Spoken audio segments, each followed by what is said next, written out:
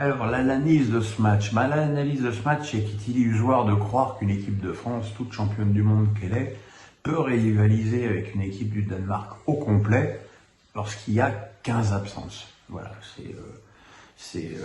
et là, je suis obligé de critiquer un petit peu les choix de Deschamps. Alors, à moins qu'il y ait un petit pépin musculaire pour Varane, c'est pas possible d'envoyer 3 jeunes au casse-pipe comme ça dans un match pareil en défense centrale, et que l'expérience et le calme de Raphaël auraient certainement beaucoup apporté.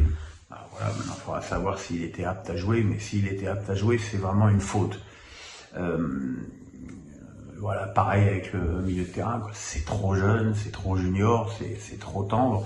Alors voilà, on peut supposer que beaucoup de ces joueurs ne seront pas à la Coupe du Monde. En tout cas, il y en a certains qui ont mis un sacré coup de pied dans leur prestation et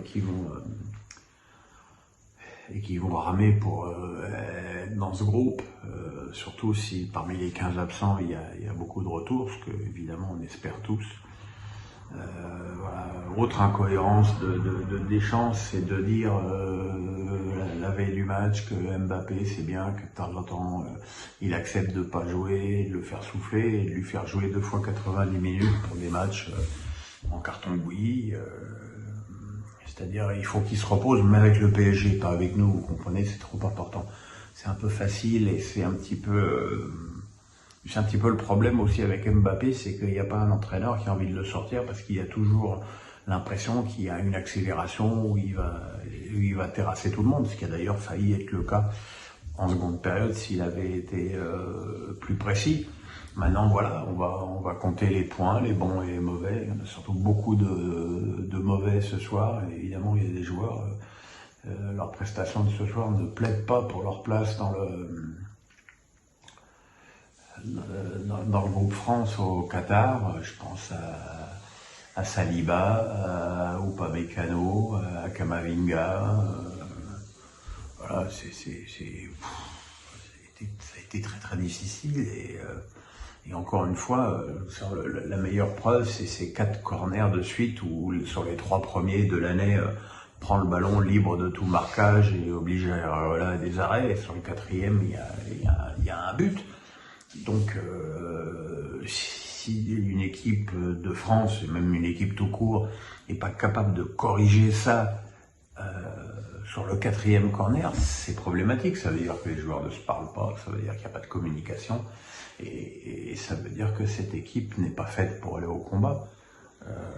Les Danois, eux, ils étaient faits pour aller au combat, et surtout, ils avaient une idée de jeu, c'est normal, parce qu'ils ont des automatismes, parce qu'ils jouent très souvent ensemble.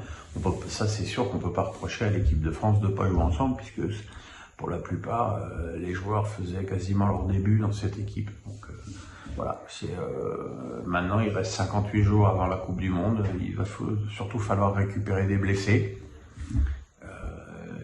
importants. Je pense qu'il va falloir prier pour Pogba, Kanté, Benzema, surtout sur ces 3-là, les frères Hernandez aussi, Kimpembe, parce que bon, j'avais un contact avec Kimpembe, mais quand il est pas là, on voit quand même sacrément la différence aussi. Donc voilà, il y a du boulot. En tout cas, ce qui est sûr, c'est que la France n'ira plus au Qatar avec ce statut de favori qui aurait pu lui peser très lourd sur les épaules. La France est redevenue ce qu'elle préférait au fond, un outsider.